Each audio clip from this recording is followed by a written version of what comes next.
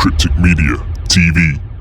What's going on, guys? It's your boy Cryptic once again, and this video is pretty disturbing. In fact, it's the most disturbing video that I've covered by far up to this point. The reason being is because it involves the sexualisation of children, which is absolutely abhorrent. Thank God I haven't got children for a start, yeah, but if you've got children and they go to public schools and they're between the ages of 4 and 10, I would be very, very careful about what you allow them to be taught in school, and I'd fully educate yourself on what the curriculum is going to be going forward. So this article is from a Christian publication called Rebel Priest. The article was written September 25th, 2019, but is relevant because this new subject called Relationships and Sex Education, RSE, becomes compulsory as of this month. Also, I managed to find some screenshots of this proposed agenda, this all about me curriculum, RSE, yeah, and I'm going to put them in the video and I'll let you think for yourself. Is this right? Anyway, I'll read the article. 4-year-olds in English schools are to have lessons in how we touch our own and each other's bodies under the new Relationships and Sex Education Programme, RSE, which will become compulsory in September 2020. The All About Me Sex Education Curriculum for Reception, age 4 to 5, instructs teachers to give children the opportunity to explore a variety of different touch and feel sensations and allow them to decide which they like and dislike. What the fucking hell? Children in this group will also be taught the names of private parts like penis and anus, bum for boys, and vulva, vagina, and anus for girls. Teachers are to encourage the class to shout out and name the private parts using the correct terms. Further, when it comes to naming female genitals, we would like to encourage you to use the term vulva instead of vagina, the reception year curriculum states. It goes on. We would like to encourage girls to own their whole sexual anatomy, including their pleasurable parts, rather than reducing it to merely their baby-making body parts, explains the teaching material. This is children aged 4 to 5. The curriculum is consistently explicit and shows naked depictions of boys and girls from ages 4 to 5 onwards. 4 to 5? When I was 4 or 5, I was playing with Lego models, toy cars, watching cartoons, I'm learning about all this shit. The lessons do not mention marriage or commitment in sexual or romantic relationships, even though the Education Act 2002 requires schools to teach children the nature of marriage and civil partnership and their importance for family life and the bringing up of children. 6-year-olds, year 2, are taught masturbation or self-stimulation. I'm told it is really very normal and should be done only do when we are alone. Shit grammar. Perhaps in the bath or shower or in bed. A bit like picking your nose.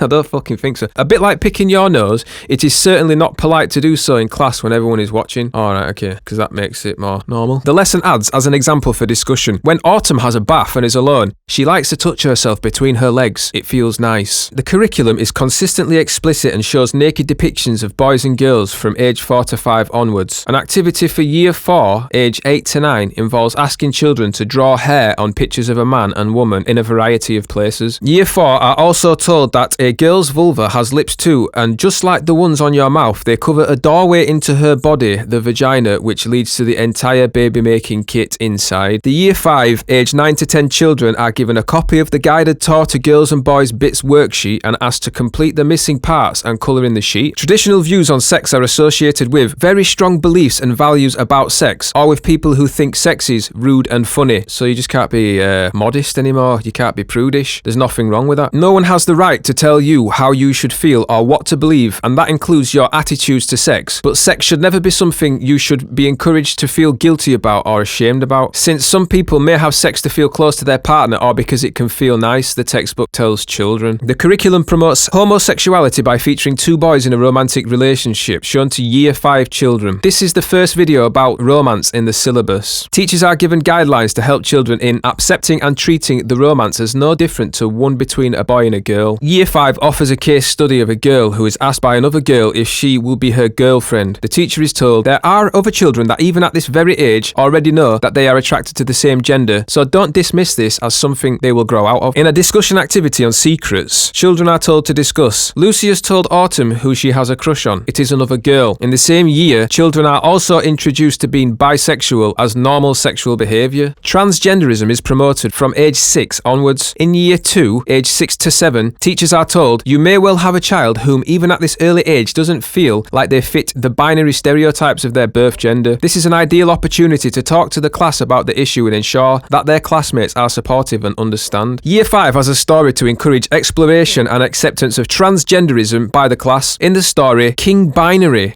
ruled a kingdom where a river separating She-land with pink flowers inhabited only by girls from He-land with blue flowers where only boys were allowed to live. What a load of old bollocks.